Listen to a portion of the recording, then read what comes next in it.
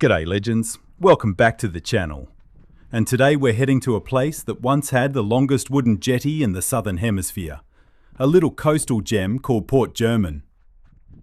Now before you go thinking German sounds like a fancy brand of European cheese, it's not. Nope, this beaut little spot in South Australia actually has a cracker of a backstory.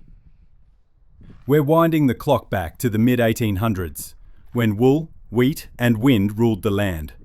South Australia was booming, and the Spencer Gulf was the highway of the outback. But why call it Port Germein? Well, get this, it's actually named after a French bloke. Sort of. Meet Samuel Germain. He wasn't French himself, but that name? Sam was an Aussie sailor, born in the early 1800s, and a bit of a rogue explorer. He and his brothers were sailing all over the southern coast, mapping out bits of South Oz long before GPS, or even Google Maps. In the 1840s, Sam was sailing near what's now called Port Germein, and thought, you know what? This looks like a bonza spot for a jetty and a cold one.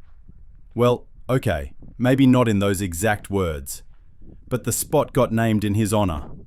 Germein. Port Germein. Not a town, not a beach, not a servo. A port, which meant business. And boom. By the 1880s, Port Germein had one of the longest jetties around, over 1.5 k's long. That's longer than your Uncle Kev's fish stories at the pub. The jetty was built so big because the Gulf was shallow and cargo ships needed a proper runway to pick up wheat from the inland farms. Thousands of bags were hauled on horse-drawn trolleys, all the way to the end of that epic timber highway. It was bustling, dust flying, seagulls squawking, ship horns tooting. Port Germein was buzzing with life. Today, it's a sleepy seaside town, peaceful, quiet, bit of fishing, bit of history. But that name, Port Germein, carries the legacy of a sailor who saw something in a little patch of coast and said, yep, this'll do nicely. So, next time you're cruising up the Prince's Highway and you spot the sign for Port Germein, don't just fly past. Stop in.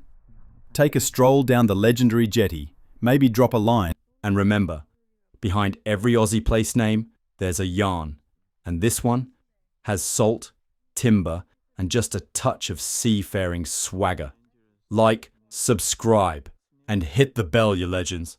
More Aussie history with attitude coming your way. Catch you next time.